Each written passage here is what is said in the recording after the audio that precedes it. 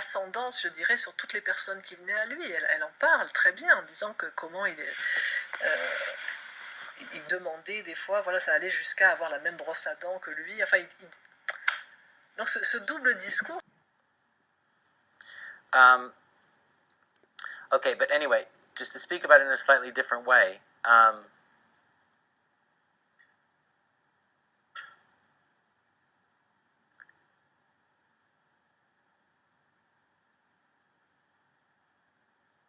To speak a little bit more about the psychological predicament that we're in, is that, as everybody knows, or as all of you I'm sure already know, one of the principal reasons that so many of us don't develop very much after we pass, the age of 17. No, sorry. But one of the reasons most of us don't develop very, very much is because there are a lot of unconscious motivations that are driving us, right? And I'm sure all of you at least have heard about this, if not have intimate familiarity with the problem. But for most of us, there are many, many motivations within us that are not conscious, that we're not very aware of. We may have some sense of them. But, the problem with us is that we are very complex characters, creatures.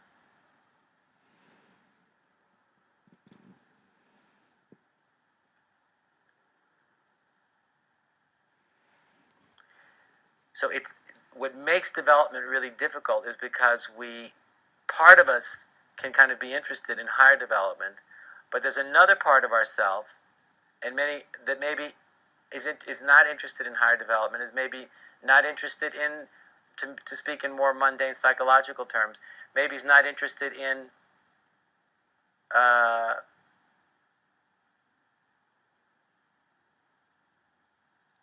being happy. It's a rather mundane concept, not very cosmic, but it's a significant thing to talk about. I mean, there's not a lot of people. When I say people, remember, I'm only talking about people at the leading edge, well-educated, relatively speaking, quite wealthy people. There's not a lot of people I meet that that actually really want to be happy, that want to succeed in life, right? There's not a lot of people I meet who want to be truly happy, who want to succeed in life. To be honest.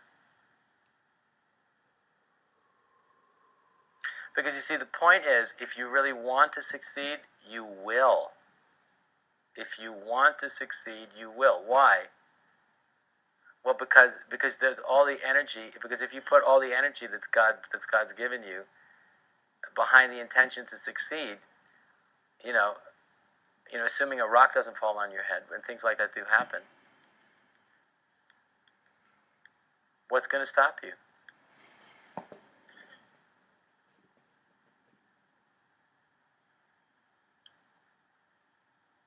And I don't think a lot of people are very aware of the difference between trying hard, thinking or believing that you want to succeed, but deeply, and it's kind of unconsciously, not really intending to succeed, versus giving it everything you got and deeply and profoundly and absolutely intending to succeed. So, if it's the second one, if you give it everything you got, and if you give it everything you have, and you do intend to succeed, you will. Like I said, unless a rock falls on your head, unless some disaster befalls you that prevents your success, you will succeed, because there's no way you can't.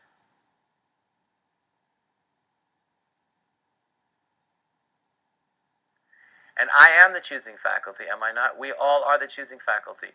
As we become conscious and as we become more conscious, the choosing faculty begins to become an agent of the authentic self or evolutionary impulse versus an agent of the conditioned and unconscious ego. You follow my point? So the choosing faculty now becomes empowered by the authentic self rather than empowered by the ego. And this is how the so-called unconscious individual begins to take, through awakening to the authentic self, through the cultivation of the intention to be free, that the authentic self begins to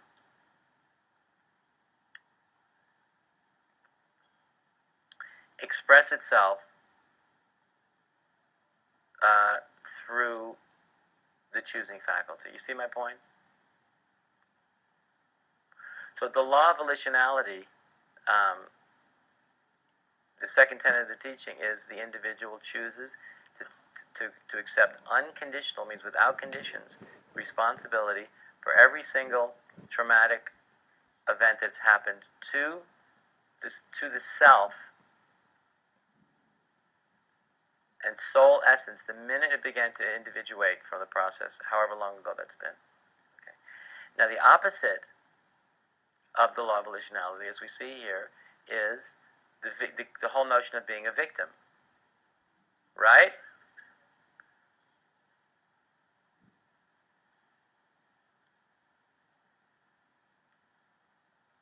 So the thing is that the individual who takes that extraordinary heroic step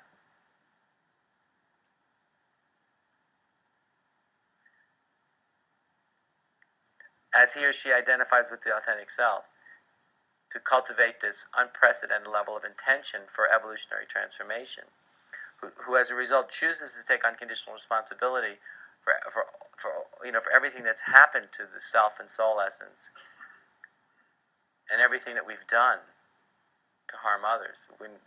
Such an individual takes absolute and unconditional responsibility for all of it without any excuses, no matter how bad it's been, no matter how bad it's been, no matter how bad it's been, can no longer be a victim.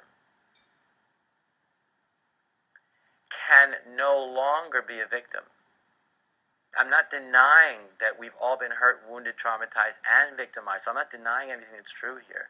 I'm not denying that wounds exist, and where there's a wound, there's pain, and there's memory of pain, and there's unconscious responses to those memories. So I'm not denying any. That's all true.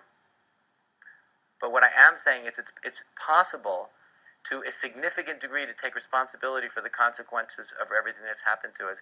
It doesn't mean all that pain is going to disappear. It doesn't mean all of our unconscious reactions are going to disappear either.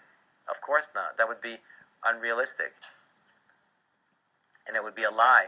But what I'm saying is it's possible through the cultivation of the authentic intention to evolve and through the heroic decision to authentically take responsibility for our own karma, that we can become dramatically different people that really have taken responsibility for ourselves, right? That means including all of our history, that we've, to such a significant degree, that it makes that there's a radical, not a relative difference, but a radical difference, a radical transformation in the kind of person that we are. It doesn't mean we're going to behave perfectly, at all times, in all places, or all circumstances. It doesn't mean that there's not going to be moments of forgetfulness or unconsciousness or whatever. It's not going to be perfect, but there's going to be an extraordinary difference. Not a small difference, a really big difference. See my point? So this is the step from the personal to the impersonal. This is if you want to understand what I'm talking about. It's a big deal. It's not a small thing. So what I'm saying is, remember, please keep in mind that, once again, as I said a few minutes ago, the distinction I made the other day, which is the authentic intention versus the authentic intention versus the intention that isn't authentic. The one is where you think you want to do it, but you really don't intend to, versus the one where you actually do intend to, and you will. Because you do. People who intend to change.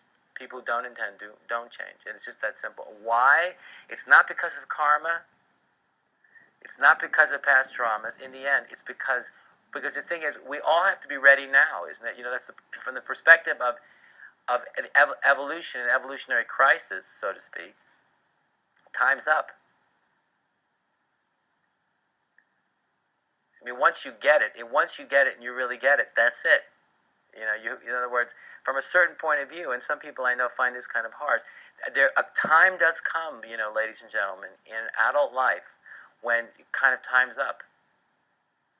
If you don't reach that point in your own adult development where time is up, you know, then, you know, you're just playing a game.